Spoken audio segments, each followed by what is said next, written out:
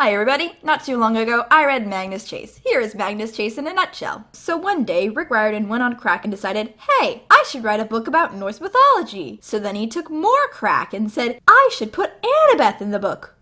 Why?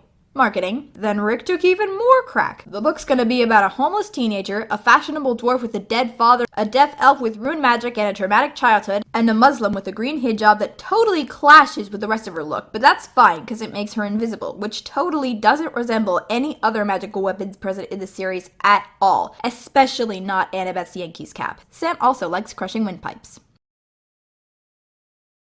Oh, and also, the book is named after a sentient talking sword. Magnus chooses to break into his uncle's house for food on the particular day that Randolph is looking for him, even though he's made a point to stay away from there for the 2 years of his homelessness. Then the main character dies near the beginning of the book, which I'm sure you're all thinking, wow, I wonder how it feels to die! And to quote the very eloquent Magnus Chase, it hurt. Thanks for asking. Then Magnus goes into an afterlife where he gets to have a utopic room and utopic food so long as he willingly dies painfully every day. Blitz and Hearth fall out of a tree. Then Sam joins the troupe and they encounter many horrific things such as talking depressed goats, sea-ravaging goddesses, not-so-giant giants, Magnus's dead body, evil terrifying death squirrels, and wolves. Why did it have to be wolves? Hearth is an empty cup. Magnus forgives his dad, and X the half-troll is actually Odin, the all-father and giver of totally motivating PowerPoints. Time for book 2. The talking depressed goats are back, and apparently Thor's hammer is missing.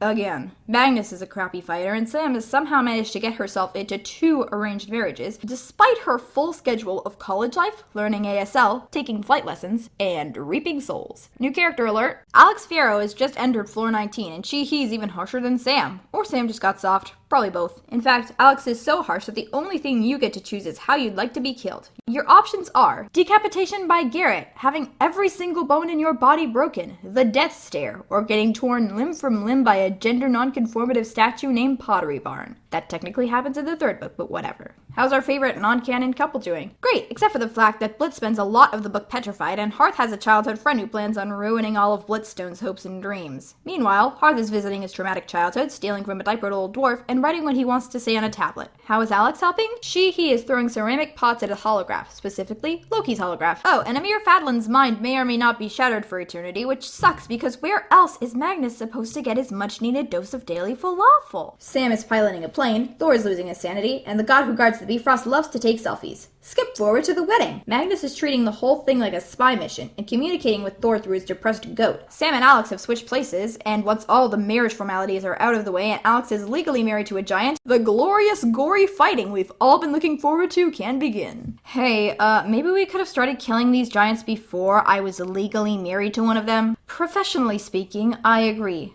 Professionally speaking? Yeah, it has absolutely nothing to do with the fact that I think you're hella cute. Suddenly, God's ex machina. Thor has rescued his hammer and is still ignorantly pretending to understand sign language. Everyone except for the giants is alive, and Jack has been flirting with other magical blades and singing renditions of Selena Gomez this whole time. Oh, and Loki is free and probably working at top speed to start Doomsday. But who cares? For now, let's party. Book 3. Guess what we're fighting today? Fenris Wolf? No. Giants? No. A ship made entirely of nails? For some reason, yes. Sam is fasting for Ramadan, meaning she also can't be violent, so Alex might have to take over the role of intense and scary child of Loki full time. I'd say he's up to the task. How's Blitzstone? Rick is just teasing us at this point, isn't he? How's Gunderkeen? They broke up because they're both just really obnoxious. Mallory's mom is Frigg, and that's a clever variation on the word that Mallory would probably use to describe that discovery. TJ, a black man from the 1800s who fought in the Civil War, is actually not all pep and sunshine. Who knew?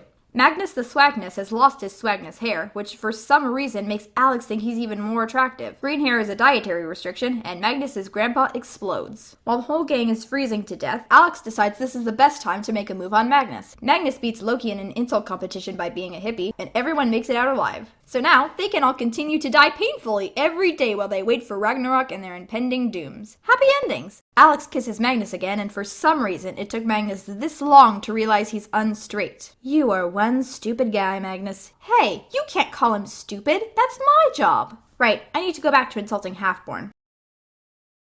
So you guys are back together then?